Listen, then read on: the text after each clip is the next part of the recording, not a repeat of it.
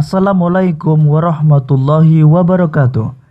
Pada kesempatan kali ini, kita akan belajar pada tema 2, udara bersih bagi kesehatan. Subtema 1, cara tubuh mengolah udara bersih. Dan kita sampai pada pembelajaran ketiga. Sebelum kita mulai pembelajaran kita, jangan lupa untuk berdoa terlebih dahulu.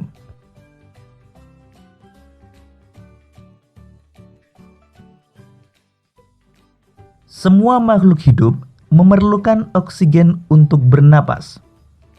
Oksigen tersedia melimpah jika lingkungan kita bersih dan banyak tumbuhan hijau.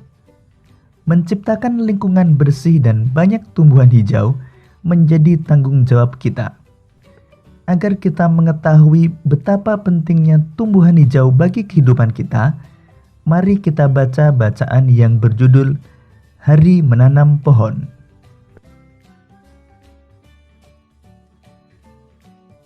Hari Menanam Pohon. Indonesia dikatakan sebagai paru-paru dunia. Sebutan itu disematkan karena di Indonesia terdapat hutan yang sangat luas. Daun-daun di hutan mengeluarkan oksigen berlimpah. Oksigen merupakan unsur penting bagi kehidupan.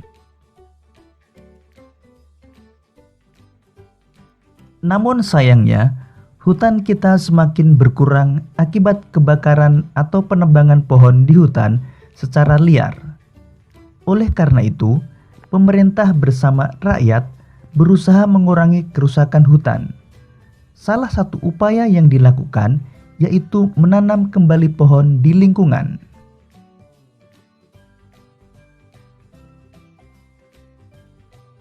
Tanggal 28 November diperingati sebagai Hari Menanam Pohon.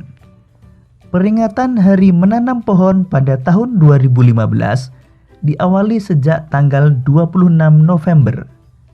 Presiden melakukan penanaman pohon di Taman Hutan Rakyat Sultan Adam, Kalimantan Selatan. Ada 10.000 pohon ditanam di hutan itu. Pohon yang ditanam pun bermacam-macam, termasuk pohon-pohon yang buahnya dapat dimakan. Kita dapat berperan serta untuk mengembalikan paru-paru dunia. Menanam pohon tidak hanya dapat dilakukan di hutan.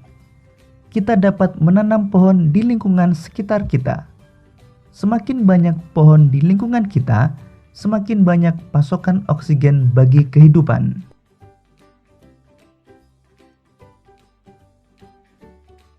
Berdasarkan bacaan Hari Menanam Pohon, kita dapat melengkapi peta pikiran berikut ini.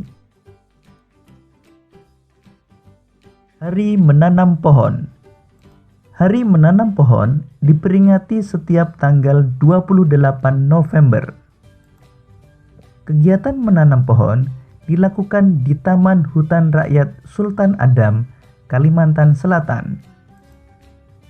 Pohon yang ditanam bermacam-macam, termasuk pohon yang menghasilkan buah.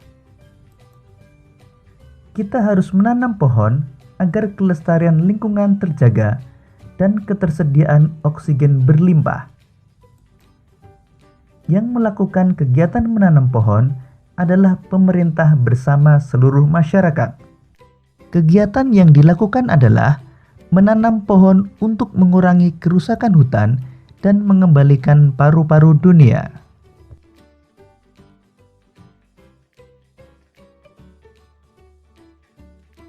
Menjaga lingkungan sekitar dengan cara menanam pohon merupakan salah satu tanggung jawab kita sebagai warga masyarakat. Semua warga masyarakat mempunyai tanggung jawab dalam menciptakan kenyamanan dan keamanan lingkungan tempat tinggalnya. Sahabat cerdas, tahukah kalian apa saja tanggung jawab kita sebagai warga masyarakat? Untuk mengetahuinya, simak penjelasan berikut ini.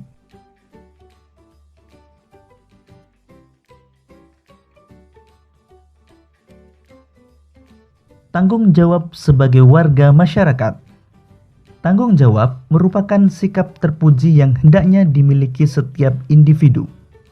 Sikap tanggung jawab mencerminkan nilai karakter setiap individu. Jadi karakter seseorang tercermin dalam sikap tanggung jawabnya, baik terhadap diri sendiri, orang lain, masyarakat, maupun bangsa dan negara. Lalu apa yang dimaksud dengan tanggung jawab itu?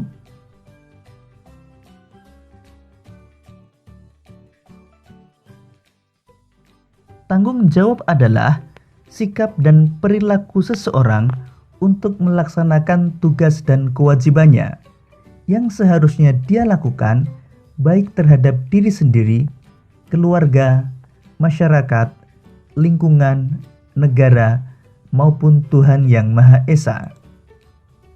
Menurut Kamus Umum Bahasa Indonesia, tanggung jawab adalah keadaan wajib menanggung segala sesuatunya. Setiap individu mempunyai tanggung jawab karena tanggung jawab bersifat kodrati, yaitu menjadi bagian dari kehidupan manusia.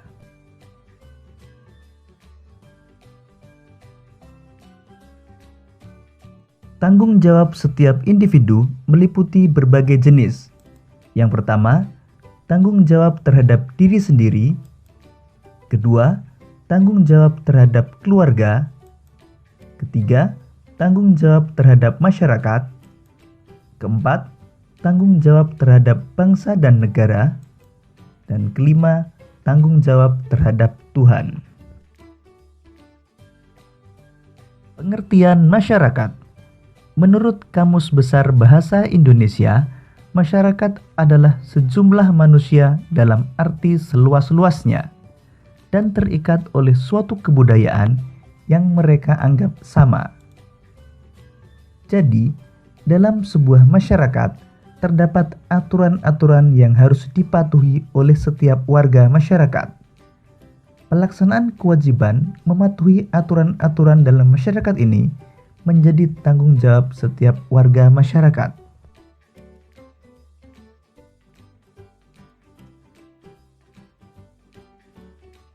Jadi berdasarkan pengertian tanggung jawab dan pengertian masyarakat tadi, kita dapat menyimpulkan bahwa tanggung jawab sebagai warga masyarakat adalah tugas dan kewajiban yang harus dilaksanakan seseorang dalam kedudukannya sebagai warga masyarakat. Hidup bersama dalam masyarakat berarti hidup dengan orang lain dalam suatu tempat tertentu dan mempunyai kepentingan tertentu. Hidup bersama dalam masyarakat sangat penting karena Tuhan menciptakan manusia untuk saling melengkapi, saling membantu, dan saling menyayangi. Setiap orang tidak bisa hidup tanpa orang lain. Sejak dalam kandungan sampai mati, setiap orang membutuhkan pertolongan orang lain. Kamu akan bahagia jika kamu bisa menjalin hubungan baik dengan orang lain dalam lingkungan masyarakat. Untuk menjaga hubungan baik dalam kehidupan masyarakat, setiap anggota masyarakat hendaknya sadar akan tanggung jawabnya sebagai warga masyarakat.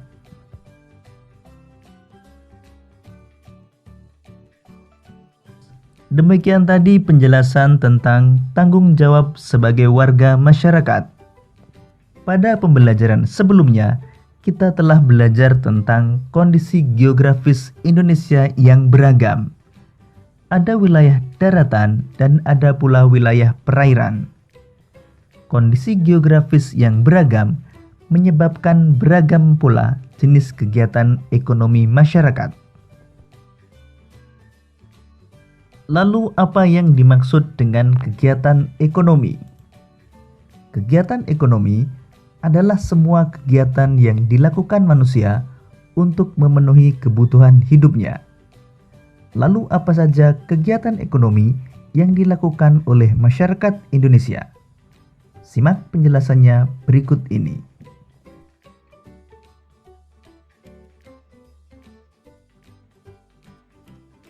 Jenis-jenis usaha ekonomi masyarakat Indonesia.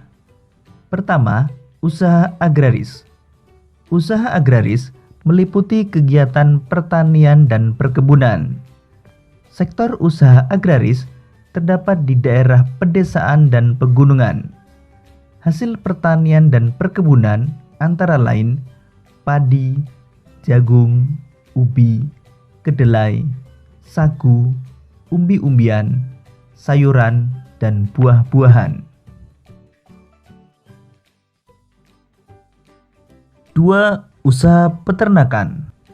Peternakan adalah kegiatan usaha budidaya hewan yang diambil hasilnya.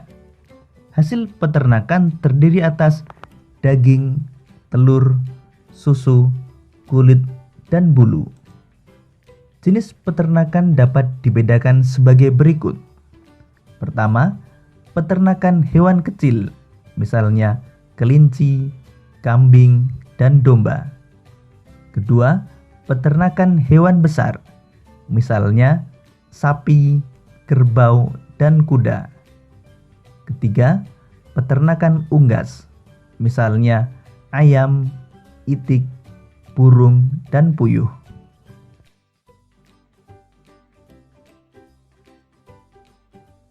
3. Usaha perikanan. Secara umum, usaha perikanan dibedakan menjadi perikanan darat dan perikanan laut.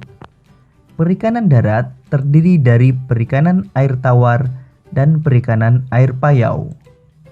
Perikanan air laut yaitu usaha menangkap ikan di pantai atau di laut. 4. Usaha pertambangan. Barang tambang dapat dibedakan sebagai berikut. Pertama, barang tambang mineral logam, misalnya emas, perak, tembaga, timah, bauksit, dan nikel. Kedua, barang tambang mineral non-logam, misalnya belerang, gipsum, marmer, dan batu gamping. Ketiga, barang tambang sumber energi, misalnya minyak bumi, batu bara, dan gas alam. Perusahaan di Indonesia yang bergerak di bidang pertambangan antara lain PT Pertamina, PT Aneka Tambang, PT Freeport Indonesia, dan PT Chevron Pacific Indonesia. 5. Usaha kehutanan. Hasil hutan Indonesia antara lain kayu jati, meranti, ulin damar, dan rotan. 6. Usaha perdagangan. Perdagangan adalah kegiatan membeli barang dagang dan menjualnya kembali kepada konsumen. Melalui kegiatan perdagangan, pedagang akan memperoleh keuntungan dari selisih harga jual dan harga beli. Kegiatan perdagangan tidak hanya mencakup satu daerah atau satu negara, akan tetapi kegiatan perdagangan dapat dilakukan antar negara, yaitu dengan kegiatan ekspor dan impor. Ekspor adalah usaha menjual barang dari dalam negeri ke pasar luar negeri, sedangkan impor adalah usaha memasukkan barang dari negara lain ke pasar dalam negeri.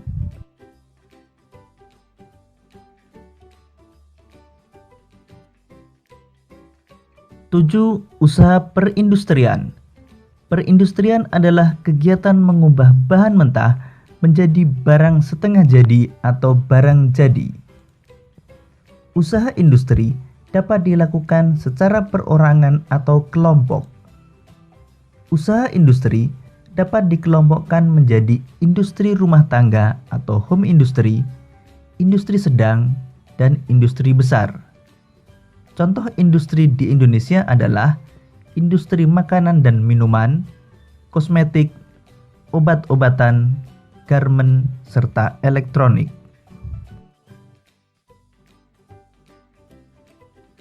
Demikian tadi pembelajaran kita pada tema 2, subtema 1, dan pembelajaran ketiga.